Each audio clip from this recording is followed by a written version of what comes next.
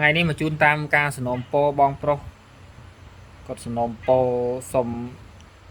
ឲ្យលេងបង្ហាញបទរំលោះប្រពន្ធឲ្យគាត់មើលបន្តិចវារៀងមានក្របខ្មៅច្រើនដែរគាត់មិនដឹងថាគាត់ចាប់អត់សូវបានអញ្ចឹងបងប្អូនហើយវីដេអូនេះគឺជូនតាមការសំណូមពរអញ្ចឹងបងប្អូនតោះឥឡូវយើងមកមើលនៅលើខ្ទង់អកទាំងអស់គ្នា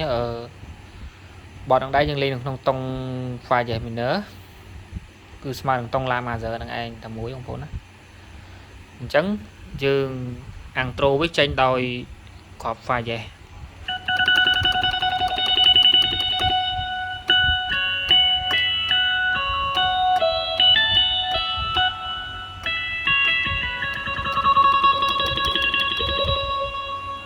តបមក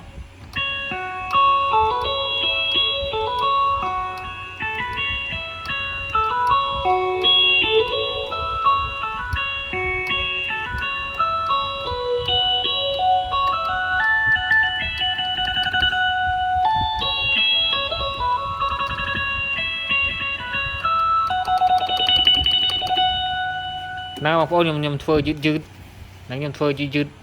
បាទអាឡៃ triole នេះយើងអាចធ្វើយឺតបានទេព្រោះ triole វាដាក់ប៉ុកមកគឺ triole តែម្ដងបងប្អូនណាយើងរៀងពិបាកធ្វើយឺតបន្តិច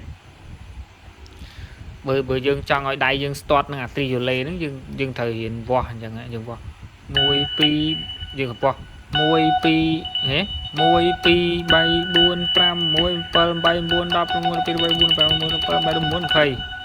យើងរៀនធ្វើតាំងពីយឺតរហូតឡើងលឿនមក1 2 3 4 5 6 7 8 9 10 11 12 13 14 15 16 17 18 19 20 ចឹងមក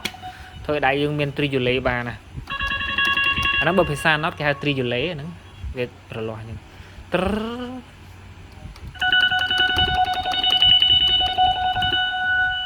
ហើយនេះអាំងត្រូវាចេញមក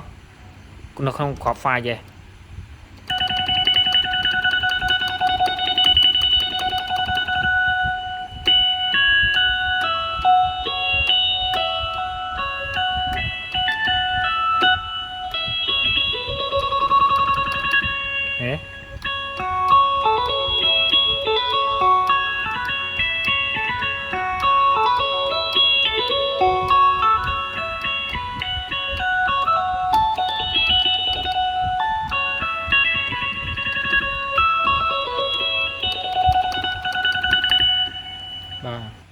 ណាបងប្អូន